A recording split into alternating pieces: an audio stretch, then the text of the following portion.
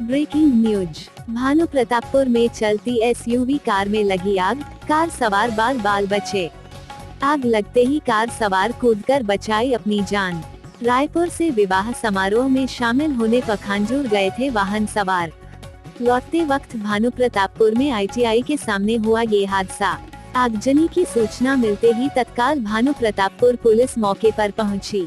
छत्तीसगढ़ और बस्तर के तमाम खबरों पर हमारी नजर, आपकी खबर हमारी कलम। बस्तर के तमाम छोटी बड़ी खबर से हमेशा अपडेट पाने के लिए अभी हमारे बस्तर न्यूज यूट्यूब चैनल को जरूर सब्सक्राइब कीजिए और वीडियो अच्छा लगे तो लाइक और कमेंट जरूर कीजिए।